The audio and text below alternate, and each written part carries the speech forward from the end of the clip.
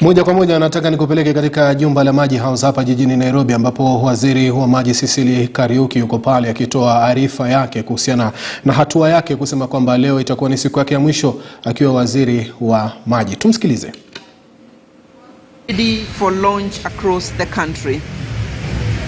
This will have great impact to the Kenyans, and I'm forever grateful for the teams that supported me in implementing the mandate in this sector.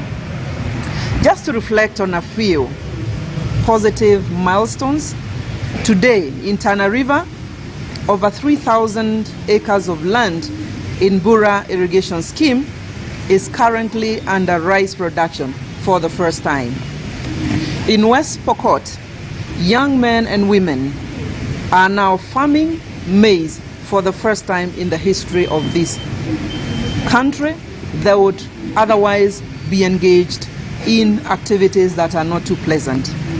In Turkana today, vegetables and fruits are being grown and sold to neighboring counties.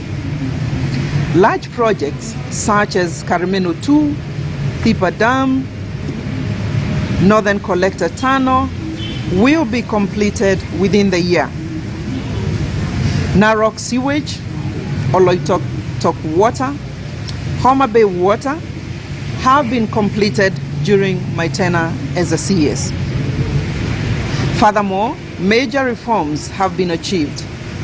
The water policy has been developed and has gone through all the approval stages and is currently under implementation.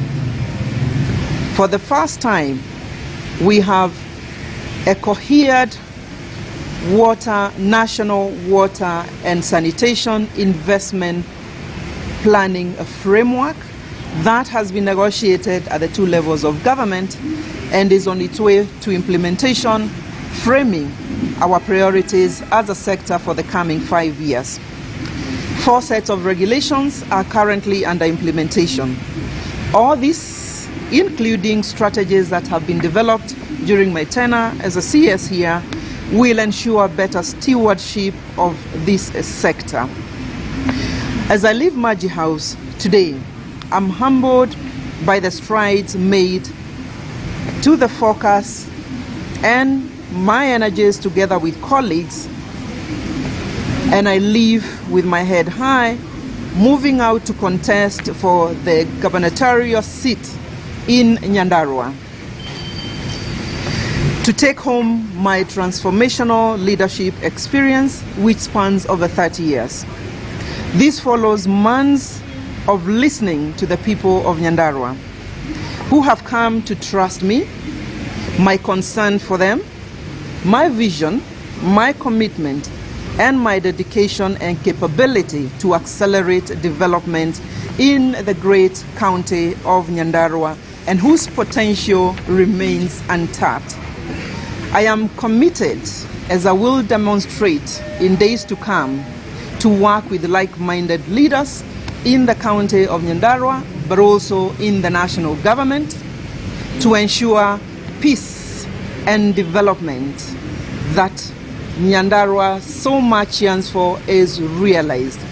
Thank you once more, and colleagues, wishing you Godspeed as we transit to the next phase of leadership. I thank you, colleagues. Kama kuna maswali nitachukua saa hizi.